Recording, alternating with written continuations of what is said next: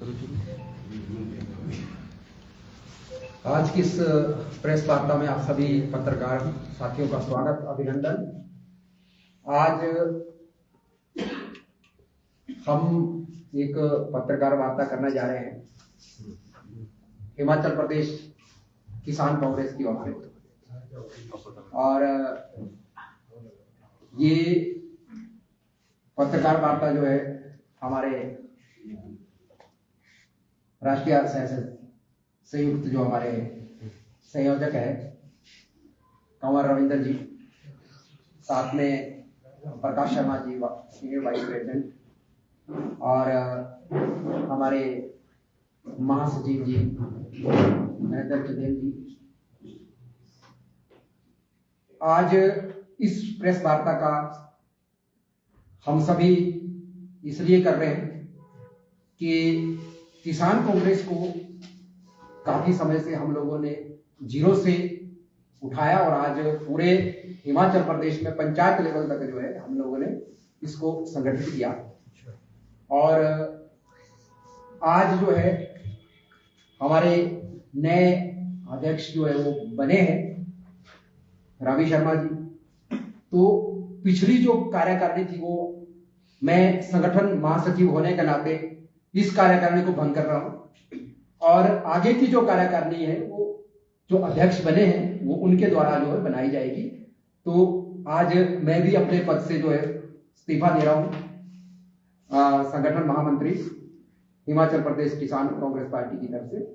तो ये मेरा भी आज इस्तीफा है। आज हम लोगों ने इतना समय जो है इस पार्टी के लिए दिया है, 32 सालों का हमारा सफर रहा, और ये हमें नहीं पता कि क्या होता है क्या नहीं होता है, मगर हम लोग कार्यकर्ता है तो हम काम करना पसंद करते हैं। और हमारा एक मकसद रहता है कि पार्टी में वो लोग आए जिन लोगों का कुछ ना कुछ योगदान पार्टी के लिए हो। और हम लोगों ने अपना पूरा जो समय है वो दिया है। हमने माननीय मुख्यमंत्री जी के जब वो अध्यक्ष रहे उनके साथ हमने पूरा सहयोग किया और उनके साथ कंधे से कंधा मिलाकर चले हैं। और उसके बाद माननीय मुख्यमंत्री जी बने हैं। मुख्यमंत्री जी का कार्यकाल बहुत अच्छा है, हम उनकी प्रशंसा भी करते हैं जो जिस तरह से वो काम कर रहे हैं। मगर हमें दुख इस बात का हो रहा है कि उनके जो अधिकारी है वो कार्यकर्ताओं की बहुत ज्यादा अनदेखी कर रहे हैं। माननीय मुख्यमंत्री जी के सामने बड़ा अच्छा अपने को पेश करते हैं, मगर जैसे ही मुख्यमंत्री जी के पास से हम लोग हटते हैं या हमारा कोई भी कार्यकर्ता वहां जाता है तो उसके साथ बड़े उस तरीके से रूडली तरीके से बात करते हैं। तो जो ये एक कार्यकर्ता जिसने पार्टी के लिए सर्वस्व दिया है अपना, वो नहीं होना चाहिए। तो ये हमारी तरफ से जो है, इसीलिए जो हम आहत हो, क्योंकि थोड़ा सा हम लोगों को ये भी लगा कि भाई जो पदाधिकारी होता है, अगर पदाधिकारियों के साथ ही आप इस तरह से भेदभाव करेंगे तो एक आम कार्यकर्ता जो जाएगा जिसका कोई जान पहचान नहीं है, तो उसके साथ आप किस तरह से व्यवहार करते होंगे।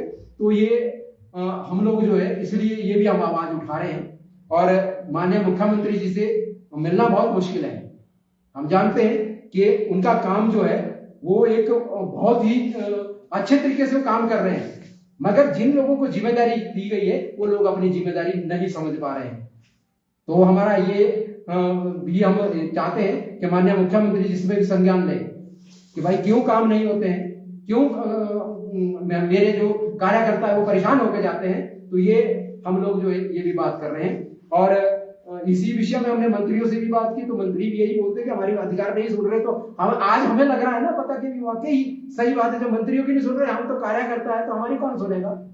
तो ये माननीय मुख्यमंत्री जी को इसमें संज्ञान लेना पड़ेगा।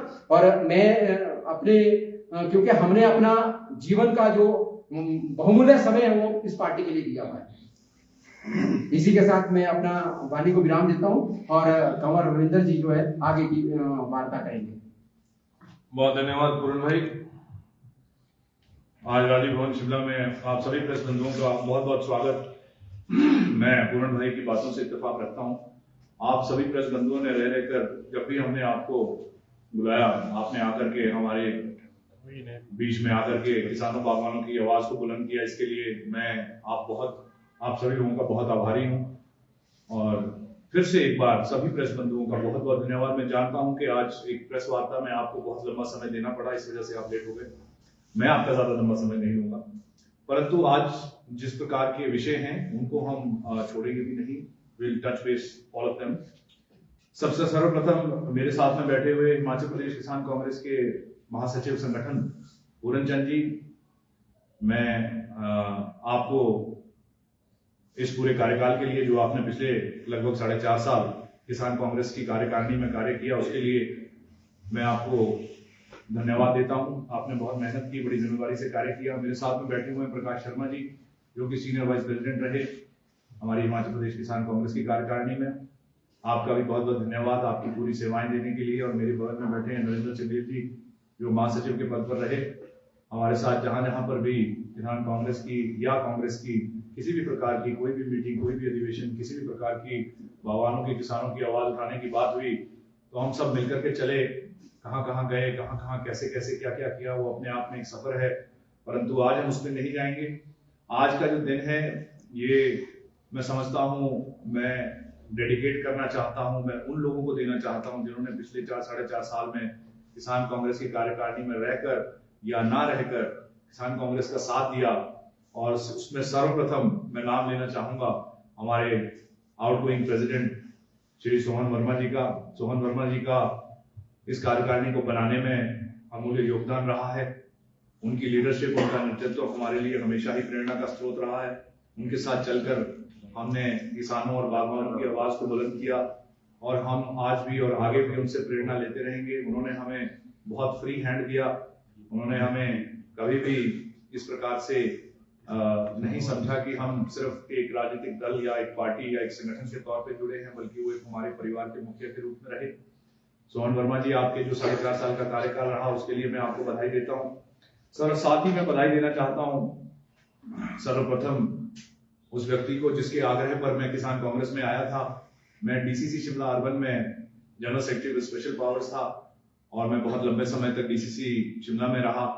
परंतु दिग्विजय चंद, जो मेरे भाई भी हैं, मधान रियासत से आते हैं, उनके आग्रह पर मैं किसान कांग्रेस में आया और सोहन वर्मा जी के साथ हमने टीम बनाई। मैं उनका भी धन्यवाद देता हूं।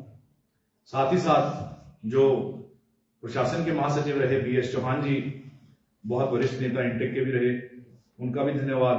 सोनू जी, जो हमारे कैशियर रहे, जितेंद्र ठाकुर जी, जो हमारे सीनियर वाइस प्रेसिडेंट थे, प्रकाश जी जो हमारे साथ बैठे हैं, बालक राम जी जो आज यहाँ उपस्थित नहीं है, राजेश कंवर जी जो जिला परिषद पूर्व में, अब पूर्व में कहेंगे क्योंकि कार्यकारिणी भंग हो गई है, जिला देवरीघाट बोर्ड से रहे, वो हमारे मुख्य सलाहकार to the president Sohan Varma ji रहे। साथ ही साथ एक बड़े कदावर नेता थे के, जिनका नाम गौतराम वर्मा जी है, वो पूर्व में जिला परिषद चेयरमैन भी रहे। उन्होंने बहुत लंबे समय तक कांग्रेस में कार्य किया, उसके बाद वो बीजेपी में जाकर के वहां के प्रत्याशी भी ठियोग से रहे। उनके जो पुत्र थे रणधीर वर्मा जी, वो लगभग 17 साल भाजपा में रहने के बाद मेरे आग्रह पर वो वापस कांग्रेस में आए, किसान कांग्रेस में जुड़े। मुझे लगता है ये बहुत बड़ी उपलब्धि थी चौपाल की जनता के लिए, हम लेकर के आए और आज भी वो कांग्रेस में कार्य कर रहे हैं। मैं आपका भी धन्यवाद करता हूँ। मेरे परम मित्र जो आजकल कुछ समय से व्यस्त चल रहे हैं, परंतु किसान कांग्रेस में अपनी बहुत सेवाएं दी है, उनका नाम दीक्षित जोगटा है, मैं उनका भी धन्यवाद करता हूँ। बलबीर रचई जी जो चौपाल से आते हैं, राणा जी जो सोलन से आते हैं, गुलेरिया जी जो कि हमारे स्तंभ रहे मंडी और कुल्लू में, रमेश गुलेरिया जी, मैं आपको बहुत बहुत धन्यवाद देता हूं कि आपने समय समय पर 500 लोगों की मीटिंग्स भी ऑर्गेनाइज करी कुल्लू और मंडी के अंदर में, और आपका बहुत बड़ा योगदान इस हिमाचल प्रदेश किसान कांग्रेस को चलाने में रहा। संदीप कांत जी जो पूर्व में जिलाध्यक्ष रहे शिमला डिस्ट्रिक्ट के, और नरेंद्र चंदेल जी जो मेरे साथ में बैठे हैं, महासचिव रहे, आपका बहुत बहुत धन्यवाद भाई कि आप हमेशा किसानों बागवानों के लिए आपने कभी भी हमारा साथ नहीं छोड़ा और हमेशा आप साथ खड़े रहे। कश्मीर सिंह जी जो हमारे बीच में अभी यहाँ नहीं बैठे हैं, सुमन जी, इनका धन्यवाद। ओके, सो मैं जानता हूं कि आपके पास समय कम है, परंतु मुझे ऐसा लगता था कि आज की इस प्रेस वार्ता में यदि मैं इन लोगों के नाम ना लेता तो ये प्रेस वार्ता मेरे लिए कंप्लीट ना होती। परंतु आपके आग्रह पर मैं सभी कार्यकारिणी के जितने भी सदस्य हैं उन सबका धन्यवाद करता हूं। अगली बात, सोहन वर्मा जी के कार्यकाल में हमने 100 से ज्यादा प्रेस कॉन्फ्रेंसेस की, हमने डिमांड चार्टर बनाए, हम मुख्यमंत्री जी से भी मिले। उसमें से हमने यूनिवर्सल कार्टन को लागू करने में किसान कांग्रेस ने अपनी भूमिका निभाई। हम धन्यवाद कुलदीप सिंह राठौर जी का भी करते हैं, जिन्होंने इस मुहिम को हमारे लिए थोड़ा आसान बनाया, विधानसभा में उठाया, बाहर चलाया। हमने ऐसे बहुत से कार्य, एमएसपी हो या एचपीएमसी का सेब में प्रोक्योरमेंट हिमाचल प्रदेश में हो, इन चीजों को लाने में किसान कांग्रेस ने अपनी भूमिका निभाई। मुझे प्रदेश में प्रवक्ता की जिम्मेदारी दी गई और बाद में मुख्य प्रवक्ता के पद पे भी रहा। राष्ट्रीय सचिव बनाने के लिए मैं सुखपाल खेड़ा जी का धन्यवाद करता हूं, जो राष्ट्रीय नेतृत्व देते हैं ऑल इंडिया किसान कांग्रेस को। और आज आप सभी लोगों के माध्यम से मैं अपना त्याग पत्र सुखपाल खेड़ा जी को भेजता हूं और साथ ही उनका धन्यवाद करता हूं कि उन्होंने मुझे पिछले 3 सालों में राष्ट्रीय सचिव होने की जो जिम्मेदारी दी थी, उसको मैंने पूरी ईमानदारी से निभाया। परंतु आज कहीं ना कहीं मुझे ये लगता है कि I am not aligned with the ideology of how the किसान कांग्रेस इज फंक्शनिंग। ऐसा मेरा मानना है कि किसान कांग्रेस जिस प्रकार से कार्य करती थी, एक दूसरे से मशवरा करके, उस प्रकार के कार्य आज नहीं हो रहे। इसलिए मैंने अपना इस्तीफा देना सही समझा है। मैं पार्टी के सभी पदों से इस्तीफा देता हूं, परंतु मैं कांग्रेस का कार्यकर्ता रह करके, कांग्रेस के अंदर रह करके अपनी आवाज उठाता रहूंगा और किसानों और बागवानों की विशेषकर जो आवाज हमने आज से पहले भी उठाई है, वो आवाज हम उठाते रहेंगे। और जो भी कार्यभार मिला नहीं मिला, परंतु हम कांग्रेस के कार्यकर्ता के रूप में अपनी सेवाएं देते रहेंगे। आप सभी लोगों को बुलाने का एक मकसद ये भी था कि मैंने कुछ बातें आप लोगों के समक्ष लाने का प्रयास मैं आज करूंगा। कांग्रेस अपने आप में एक राजनीतिक दल ही नहीं, एक लोकतांत्रिक पार्टी भी है। जिस प्रकार भारत का संविधान है, उसी प्रकार कांग्रेस का भी एक संविधान है। और उस संविधान के अंतर्गत में कुछ चीजें ऐसी हैं जिनको मानने की वजह से ही मैं कांग्रेस में हूं या बहुत से लोग कांग्रेस में हैं। और उसमें एक मकसद ये भी है कि हम हर व्यक्ति को कुछ ना कुछ कार्य दें, परंतु there should be one person one post. मैंने देखा पिछले दिनों राहुल गांधी जी ने बहुत अच्छी मुहिम चलाई, पार्टी को सृजन करने के लिए सृजन अभियान चलाया। उनके इस सृजन अभियान के तहत पर्यवेक्षक हिमाचल प्रदेश में आए, बहुत लोगों से मिले, उसके बाद उन्होंने अपनी रिकमेंडेशंस दी, उसके बेस पे डीसीसी के अध्यक्ष तय किए गए। बड़ी अच्छी मुहिम थी, परंतु जो इसका आउटकम आया वो कुछ अलग नहीं था। हमें इस बात से निराशा हुई कि हमने देखा कि कुछ ऐसे डीसीसी के प्रधान बने जिनके घर में पहले ही 5-5, 6-6 पद हैं, जो उनके और उनकी धर्मपत्नी के बीच में ही विभाजित है। कुछ ऐसे भी अध्यक्ष बने जो कि अपने पिता या अपने दादा के समय से राजनीतिक विरासत को संभाल रहे हैं। अगर हम डायनेस्टिक पॉलिटिक्स को दरकिनार नहीं करेंगे तो हम एक नया विकल्प कैसे बनकर के उभरेंगे? हम कुछ अलग क्या करेंगे? यदि हम अपने ही संविधान को, पार्टी के संविधान के क्लॉजेस को तोड़ेंगे मरोड़ेंगे, तो हम किस प्रकार से एक सशक्त राजनीतिक दल बनेंगे? मुझे लगता है इस प्रकार महात्मा गांधी ने 1934 में कांग्रेस से इस्तीफा देकर के अपने आप को गांव में जाकर के लोगों को सशक्त करने के लिए, हरिजनों को उनका अधिकार दिलाने के लिए, इंडस्ट्रीज को बढ़ावा देने के लिए, छोटी इंडस्ट्रीज को बढ़ावा देने के लिए, जिस प्रकार उन्होंने कांग्रेस को छोड़ा था और साथ ही ये कहा था कि I am leaving Congress but I will follow it in the letter and spirit, उसी प्रकार से मैं अपने पदों से इस्तीफा देता हूं, परंतु कांग्रेस से नहीं। कांग्रेस के अंदर रह करके मुझे लगता है कि विचारधारा बड़ी मजबूत है। यही एक विकल्प लोगों के पास है। जो रेडिकलाइजेशन आज देश में चल रही है, धर्म विरोधी ताकतों को, सेक्युलराइजेशन से अगर कोई जीत सकता है तो वो कांग्रेस है। मैं कांग्रेस के अंदर ही रहूंगा और साथ ही साथ अपनी आवाज भी बुलंद करता रहूंगा। हिमाचल प्रदेश के किसानों बागवानों की भी आवाज बुलंद करता रहूंगा। मुझे लगता है ये बहुत लंबी चौड़ी बातचीत हो जाएगी। एफटीए पे आप बहुत कुछ सुन चुके हैं, उस पर हमारी प्रतिक्रिया हमें बड़ी क्लियर है कि क्या होनी चाहिए, वो मैं प्रश्न उत्तर के लिए रखता हूं। परंतु ये बजट जो रहा है वो भी बड़ा डिसअपॉइंटिंग रहा है भारतीय जनता पार्टी की ओर से, इसकी भी हम निंदा करते हैं। मुझे लगता है कि हम अब प्रश्न उत्तर की तरफ चलते हैं।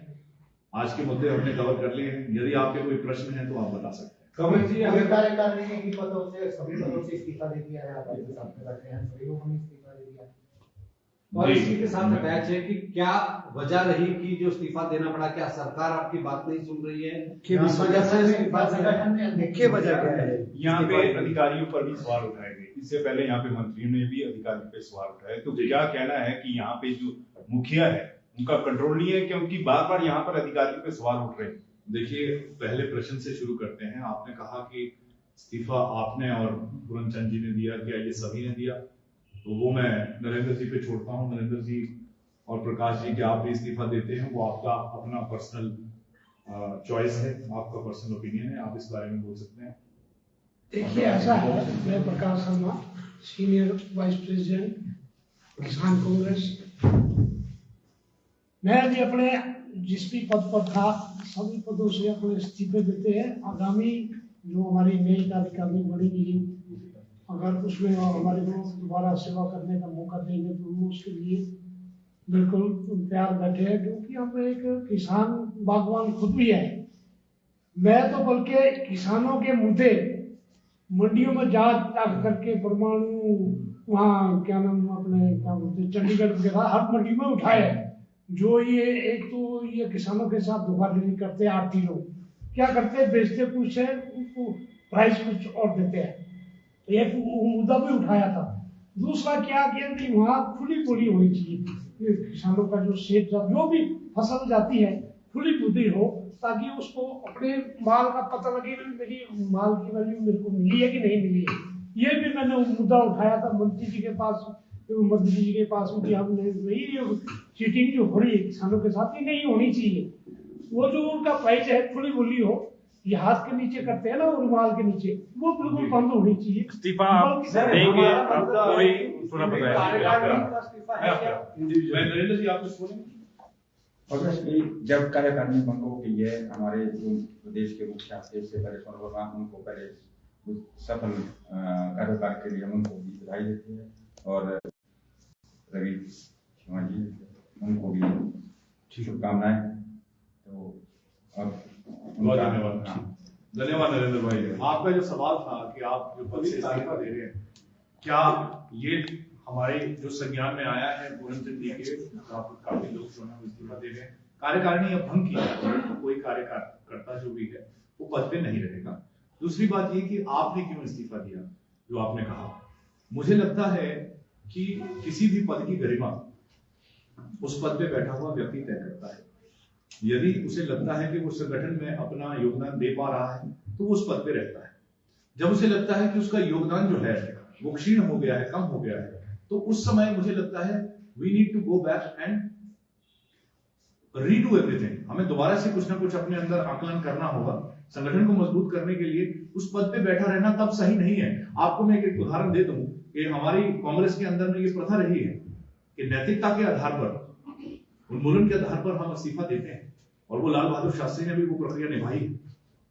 वो प्रक्रिया हमारे हर नेता ने उस समय निभाई है जब उसको लगा है कि मेरा योगदान इस समय पार्टी की संगठन की स्ट्रेंथनिंग की तरफ नहीं जाता। मुझे लगता है कि ये कार्यभार मैं इसलिए छोड़ रहा हूं क्योंकि मुझे लगता है कि और लोग आकर के, और जैसे इन्होंने कहा, आपके सवाल पे मैं आऊं, जैसे इन्होंने कहा कि हमारे जो मित्र हैं, रवि शर्मा जी मेरे अच्छे मित्र हैं, रवि शर्मा जी को ये कार्यभार दिया गया है और मैं उन्हें बधाई देता हूं और उनको शुभकामनाएं देता हूं। तो मुझे लगता है कि वो अपने तरीके से चीजों को करें और हमारे लिए वो स्ट्रेंथनिंग का ही काम करेंगे, ऐसा मुझे लगता है। आपके जो सवाल था कि सरकार के मंत्री और सरकार के मुखिया, क्या उनका कंट्रोल सरकार पे नहीं है, मुझे ऐसा बिल्कुल नहीं लगता। नहीं, तो वहीं पे फिर से प्रश्न उठाया गया कि काम नहीं हो रहे हैं, अधिकारी जी। देखिए, इसको देखने का एक नजरिया है। मुख्यमंत्री जी दिन रात पूरे प्रदेशवासियों के लिए कार्य कर रहे हैं उनसे कोई भी कार्यकर्ता अछूता नहीं है, परंतु हमने जो बात की है वो चैनल की बात की है। यदि हमारे मुखिया तक हमें पहुंचने में अड़चने आएगी तो कार्यकर्ता अपनी बात मुखिया से कैसे रखेगा? हो सकता है इसमें एक कार्यकर्ता कभी एक मंत्री को भी परेशानी आएगी। अगर वो मंत्री मुखिया तक नहीं पहुंचा तो उसके अंदर भी द्वेष भावना आएगी। तो अड़चन क्या यहाँ पे अधिकारी बन रहे हैं? मैं समझता हूं ये जो विषय है, ये विषय सचिवालय के उन लोगों से किया जाना चाहिए जो लोग कहीं ना कहीं ब्रेकर का काम करते हैं। हम तो संगठन में रह करके पार्टी को नहीं, आपका जवाब जो है वो डिप्लोमेटिक है, क्योंकि अगर बात करें पंचायती राज मंत्री ने खुद ये कहा था कि अगर कॉम्पिटेंट मंत्री नहीं है तो अधिकारी काम नहीं कर रहे। तो आपको लगता है मुख्यमंत्री कॉम्पिटेंट नहीं है इस चीज पे? देखिए, अगर मुख्यमंत्री जी, इसका मैं उदाहरण के तौर पे आपको दे दूं जवाब। यदि मुख्यमंत्री जी कॉम्पिटेंट नहीं होते तो वो लगभग 4 साल नहीं निकालते, उनके ऊपर हाईकमान का आशीर्वाद ना होता, लोगों का प्यार उनके साथ ना होता। हमारे मुख्यमंत्री सिर्फ मुख्यमंत्री ही नहीं है बल्कि पूरे कांग्रेस परिवार के मुखिया हैं, हमारे हिमाचल प्रदेश के नेता हैं। उन्होंने अभी तक के जो भी निर्णय लिए हैं, यदि मैं उनकी लिस्ट लगाऊं तो फिर एक अलग लंबी बात है। मुझे लगता है उन्हें जनता का प्यार और आशीर्वाद पूरा मिला है। वो कॉम्पिटेंट ना होते तो सरकार ना चलाते। उनकी सरकार चलाने का तरीका अलग है, परंतु वो सरकार सक्सेसफुली चला रहे हैं। जहां तक रही कार्यकर्ताओं की बात, हम डिप्लोमेटिक नहीं होंगे, हम बड़े सीधे और स्पष्ट शब्दों में कहेंगे, यदि कार्यकर्ताओं के काम नहीं होंगे तो हम अधिकारियों के खिलाफ बोलेंगे। हम लोग कहने का मतलब यही है कि अड़चन अधिकारी बन रहे हैं, वो आपको मिलने नहीं दे रहे और काम जी, जी, मतलब सीधे शब्दों में बात की जाए। जितने भी उदाहरण अभी तक आए हैं उसमें ये देखने को मिला है कि अधिकारी कहीं ना कहीं हमारे बीच में अड़चन का काम करते हैं, परंतु सभी अधिकारी नहीं, लेकिन कुछ अधिकारी जो है वो हमें उस काम को करने में थोड़ा सा अड़चन डालते हैं।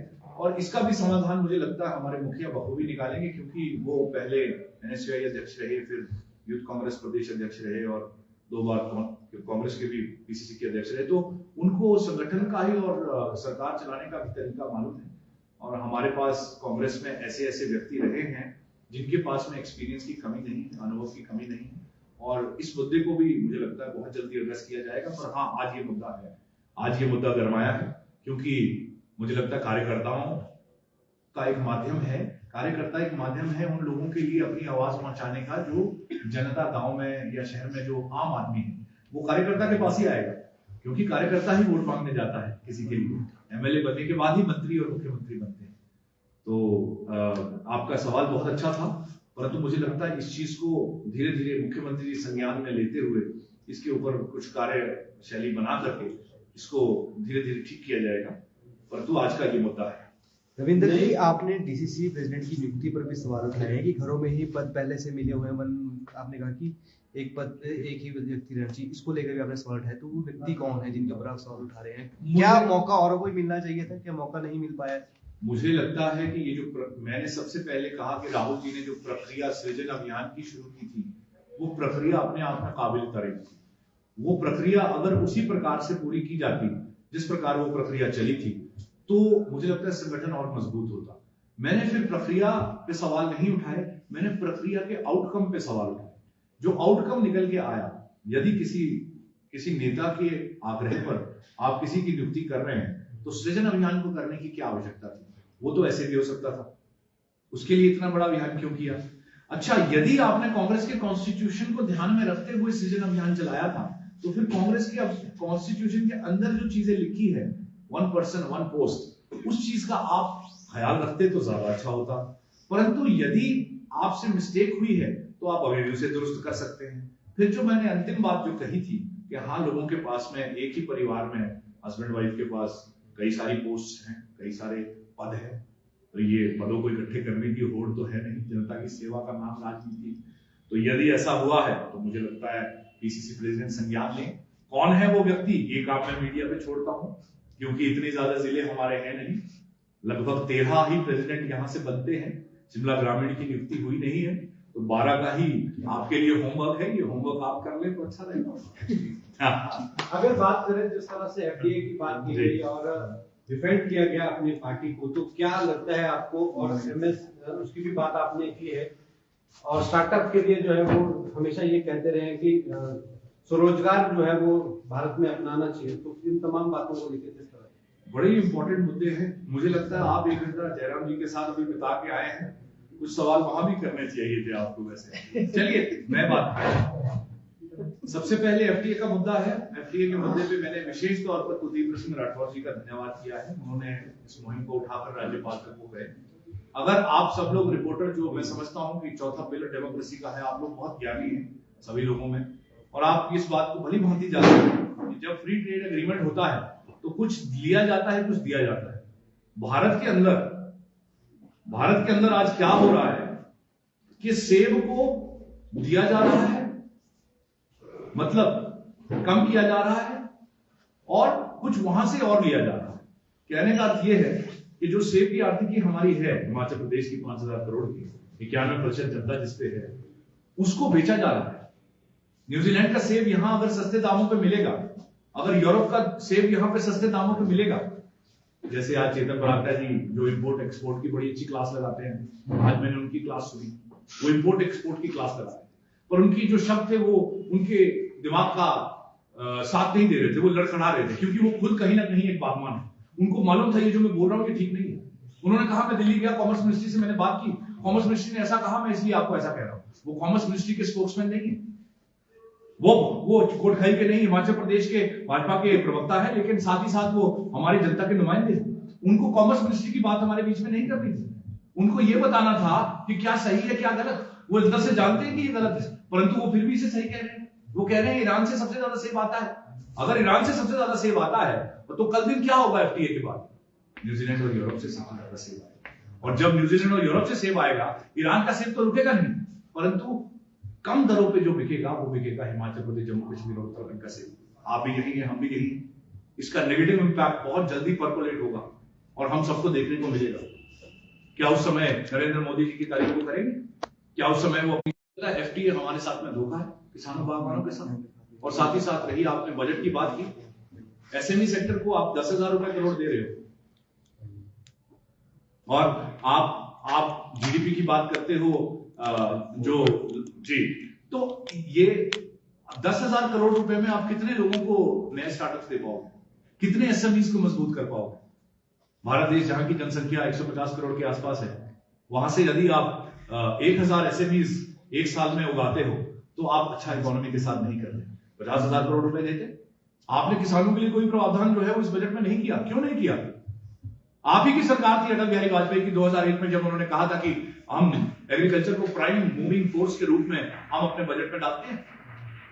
इतने साल तो अभी हुई नहीं, लगभग 25 साल बीते। क्या 25 साल में हमारा देश कृषि देश होने के अब एक इंडस्ट्रियल देश बन गया, डेवलप्ड देश बन गया? नहीं, आज भी हमारे देश में सबसे ज्यादा लोग गांव में रहते हैं, आज भी हमारे देश में सबसे ज्यादा लोग कृषि करते हैं। तो मैं समझता हूं ये बजट अपने आप में डिसअपॉइंटिंग है। ये जिस भी हेडर्स में इन्होंने पैसा डाला है, और ऊपर से एक बात मैं थोड़ी सी ऐड करूंगा, सॉरी अगर ये वार्ता लंबी हो जाए।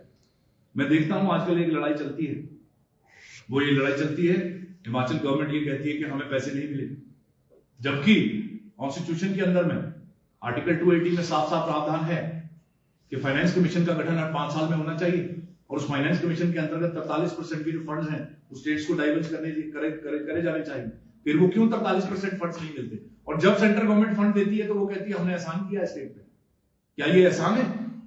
India is not a federal, it's a union.